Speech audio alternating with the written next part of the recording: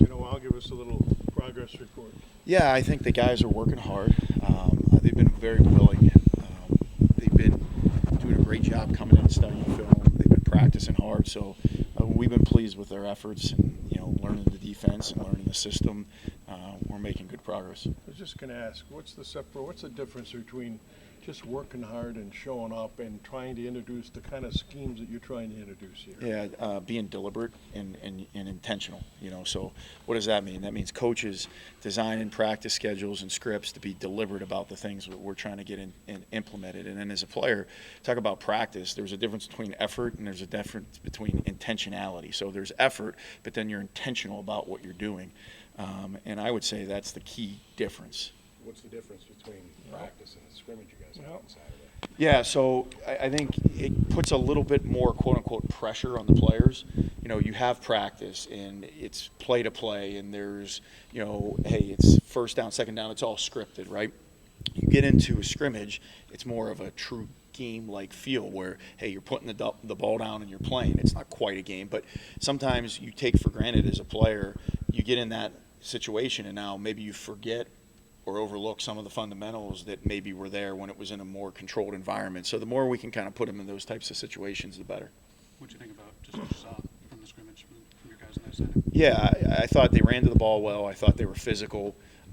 Saw some good individual plays, but also saw plays that need to be improved and need to be corrected. And, for us, our process is, hey, let's look at that that scrimmage and what can I learn from it? If I made a mistake, where can I improve? How can I get better? Take all that information that you can get from that particular scrimmage and then go apply it today at practice. That's what we talked about before we went out. What are the things you need to improve on based on what you saw on film? When you talk about muscle memory from the previous system to what you want to implement, a lot of the guys talked about trying to learn all this new stuff. I mean, do you put a timetable on that, or how do you kind of, approach the teaching to remove certain things from a previous system and integrate what you want? Yeah, well, there's two things that are going to happen simultaneously. One, we want to get this done as soon as possible. Two, we understand it's going to take time.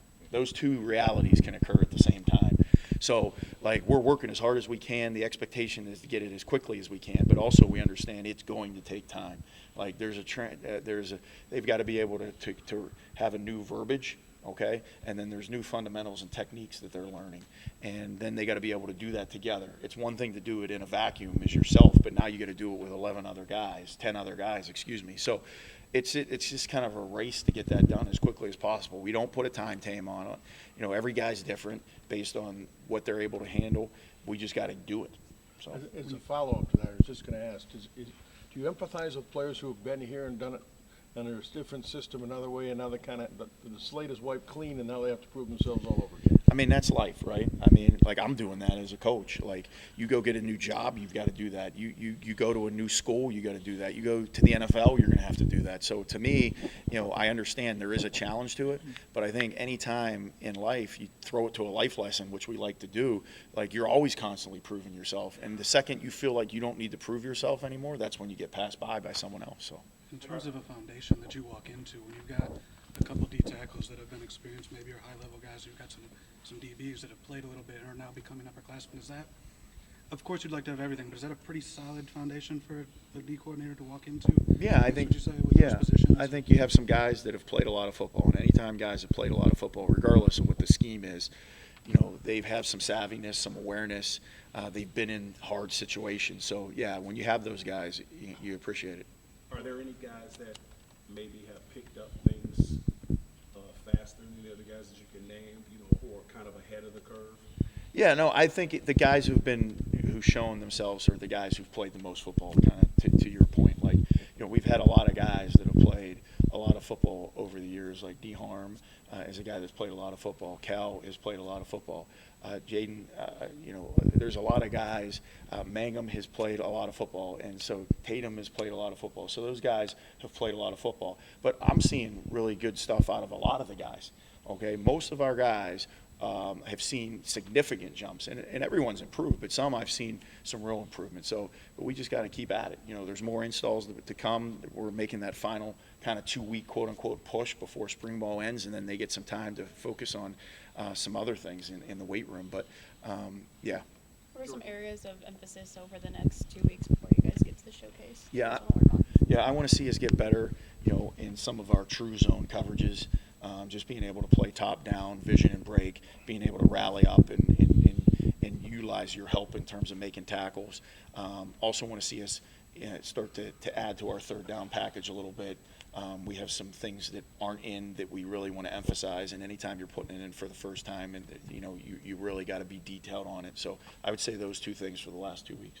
Jordan Turner's a guy that played a lot of football. I guess, what does he bring to the room? Being, a veteran that you I know you're going against offensive, but like what you saw in the West.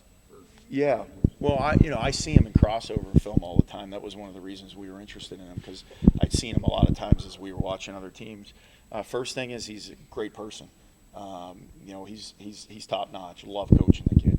2, he works his butt off, and 3, he's talented. So when you got a guy who's a really good person, who works really hard, who's really talented, like those guys are really fun to coach. And he's been awesome. He's been great for the room. I've been super lucky. The linebacker room is top notch with great people, and they work really, really hard and put a lot into it. So I've been blessed from that standpoint. I'm curious about that rush end position. Where did that sort of come from in your scheme? How is it different from the other end, and what are the traits you're really looking for from that guy? Yeah, as so opposed to- over the years, when we first started kind of running it, it was just more of a weak side end. As the years went on, we kind of transitioned it to more of a stand-up. I think the vision helps that player. The ability to cover, being on your feet kind of helps you with that. And so I think that's where it kind of made a little bit of a transition, some years back. That guy's got to really be able to do 2 things. They got to rush the passer, and then they got to be athletic enough to be able to drop into coverage and play in space.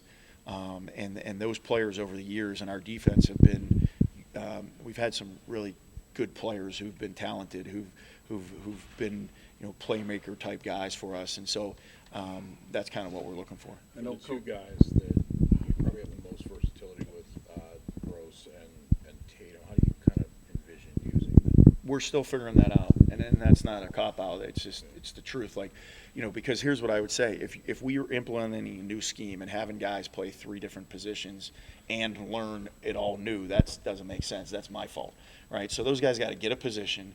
They got to work at it. They got to learn it. And then as they feel comfortable with that initial one, then you start to introduce some variety and some different things. But both of them are physical, both of them are athletic, and both of them are smart guys. So those types of guys you can do multiple things with, but we're kind of in the beginning stages. I know this coaching stuff is hard work, but how much fun are you having? How energized are you with a new group to work with, a new place to work? Are you having a blast? Yeah, it's awesome. We have really good people here on the staff. We have really good players in terms of people. And yeah, I think when it's the opposite of the last situation from the standpoint we had been there a while. The system had been in place. Now this is starting over. And every time there's a new challenge, I think we all find like there's an energy to it. There's a, hey, we're doing this, we're installing it. You kind of got to up your game a little bit. So it's been fun. Defensive line, why does it seem like those guys are more excited about not just holding up with double teams, but getting on the field and stuff like that? So, spurring growth. Yeah, so Coach Lange does a phenomenal job up front with a defensive lineman, and we kind of are stressing to those guys a little bit more verticalness to the game, and I think when you play that way, there's a little bit more opportunity to create a new line of scrimmage and also create some minus yardage plays. So, we're in that transitional phase of kind of teaching that and coaching that. I think the guys have embraced it. I think they're getting better at it every day. But I could see, as a former D lineman myself back in the day, I know, you look at me and don't see it, but just having that mentality, that aggressive mentality, is fun. Good or bad when you're implementing something, a new scheme of having to go thud versus tackle? Well, I think you can get tons done in Thud, because everything up front is live, right? There's a good physical finish to the tackle. You just don't go to the ground. Being able to, walk that fine line between being physical but also being able to keep people healthy. The reality is the more you're on the ground, the more people get hurt. It's not just the guy getting tackled, it's the lineman who's standing there, the pile that ends up getting tackled into. So, Coach does a really good job of, walking that line of, hey, here's the physical live periods where we're tackling to the ground, and then also here's the thud periods where we can get good work and hopefully keep each other up. Does that help for teaching? I mean, I'm just curious about that side of it, like, when you're not worried about necessarily the end result, but more worried about positioning and, you know, eye discipline and things like that. Yeah, I think it does. I think, but we want that all the time. Like when we talk about, like, I'm not worried about winning a play. I'm worried about how did we play the play. And if we play the play the best we're capable of playing, more times than not, we're going to win the play. You know, if the offense throws an incompletion and it's a poorly thrown ball or a dropped pass, that's not necessarily what we're worried about. Playing it the best we can. Sometimes you play great coverage and there's a sideline and he toe taps and amen, we played it really well. So you can't just base it on the result of the play. You got to base it on how well did I play the play. How's Cal moving right now with a little bit less weight? Good. I've been pleased. I think he moves well. I think he covers well. He's savvy. He's grizzled, so to speak, as an older guy who played a lot of ball. And I've been impressed with him moving, and he's shown the ability to run. So. And your thoughts on Jordan Hall? Yeah, Jordan's doing a good job. He's physical. He works really hard. I think he has some good speed. I've seen him, do some things, out in space that caught my eye. He's doing a good job, in terms of some rush things too, in terms of blitzing and some of the things he adds to the table there. So he's a guy that we're pleased with. I know we talked, you were still trying to maneuver some of the personnel. Do you feel like this group's got enough in the linebacker room to go 4 linebacker sets if you need to? Well, the thing about the room right now, to me, like they are all, guys that can contribute this year, which has been, I'll be honest with you, over my career hasn't always been the case where you're like every one of these guys can contribute. So that's really good. Now, as we continue to recruit and be able to add some more depth to the room, I think that's certainly a positive. But the thing that I've been pleased with is all those guys have shown themselves to be contributors. Is Pretzloff shown for an early enroll guy? Yeah, I've been impressed with him. He's smart. He cares. He's got length. He's athletic. He's transitioning. So, but me, I think this is year 24. So, he should be sitting in high school class right now. And he's out here playing a lot of reps for us in the Big Ten, and so he's on the right track. He's got a lot of work to do, but he's certainly on the right track, and he's got a really good future. Might as well mention Matthews too. What do you think about Matthews? Well, Wayne, I love Wayne. He's a guy that does everything with great intention. He plays really well fundamentally, and I think he does a really nice job in coverage. Plus, he's a good dude. Again, going back to that room. So. And depth is going to be something you guys are all working on constantly, but depth at the safety position, not your position group, you're the coordinator. Yeah. How's that coming along? Some challenges in there? Yeah, well, I mean, we've got a lot of guys that have played in different spots, and we're in the process of moving them and seeing them and getting them in different looks. And so right now I'm pleased with where the guys are at. We got great strides the last 2 weeks, but, there's been some guys that have been back there that have played some football, so I think it's been good. Thank you. Thank you.